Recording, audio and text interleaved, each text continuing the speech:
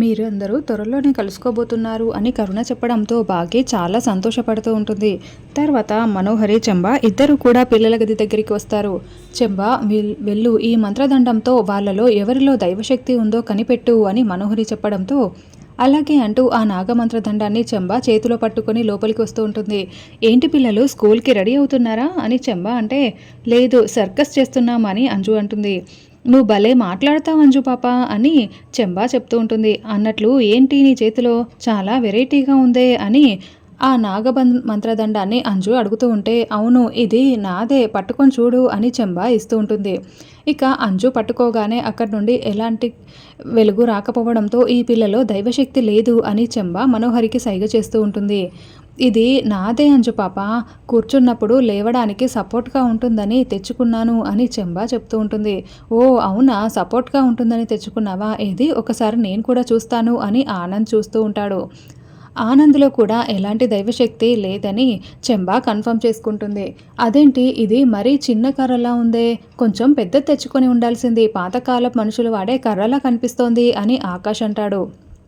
ఏది ఒకసారి ఇలా ఇవ్వు అని ఆకాష్ కూడా చూస్తూ ఉంటాడు. వీళ్ళ ముగ్గురులో దైవశక్తి లేకపోతే ఇక మిగిలింది అమ్మునే.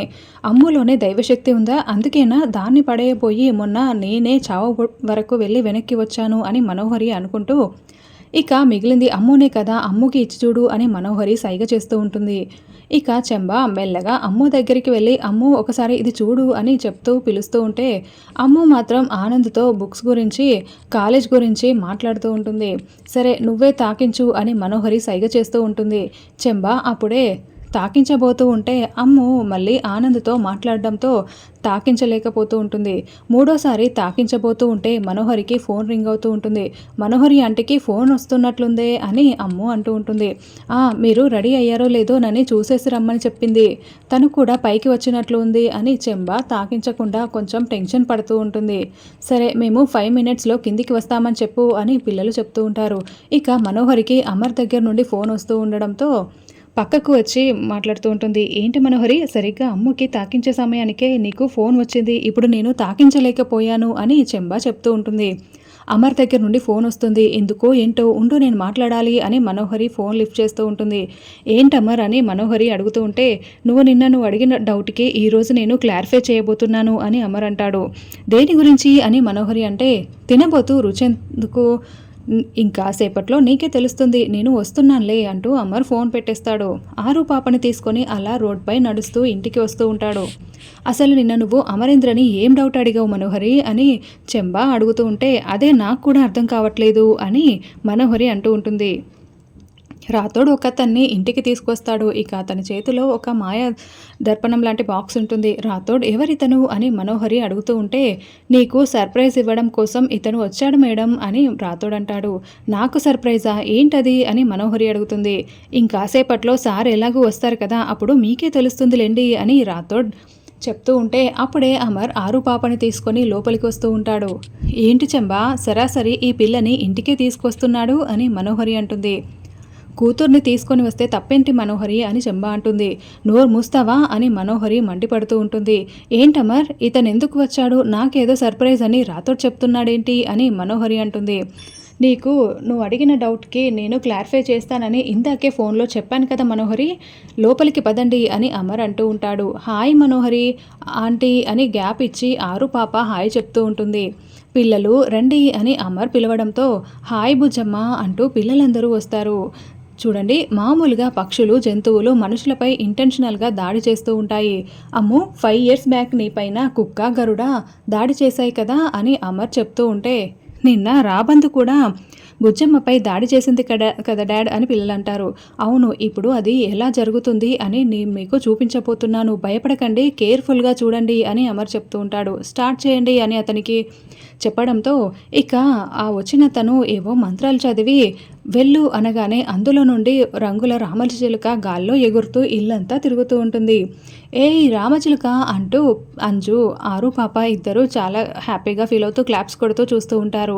ఏమండి నా కోసమే తెచ్చారా అని ఆరు పాప అంటే, లేదు బుజ్జమ్మ నా కోసం తెచ్చుంటాడు మా డాడ్ అని అంజు అంటుంది.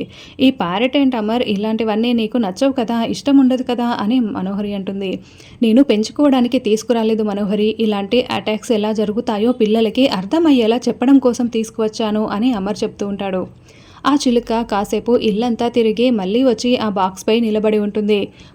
మొదలు పెట్టండి అని అమర్ అంటాడు. అతనేదో మంత్రం వేయడంతో ఉన్నట్లుండి ఆ రామచిలుక చెంబాపై దాడి చేస్తూ ఉంటుంది. చెంబ పరుగులు పెట్టి అటూ ఇటూ ఇల్లంతా తిరుగుతూ ఉంటుంది. అయ్యో యాదమ్మ యాదమ్మ అంటూ పిల్లలు టెన్షన్ పడుతూ ఉంటే, యాదమ్మ యాదమ్మ అని మనోహరి కంగారు పడిపోతూ, ఏంటమర్ యాదమ్మపై ఎలా దాడి చేస్తుందో చూడు అని అంటూ ఉంటుంది. సార్ నా తప్పేమీ లేదు సార్, ఈ చిలకేంటి సార్ నాపైన ఇలా దాడి చేస్తోంది అని చెంబ విలవిలలాడిపోతూ ఉంటుంది.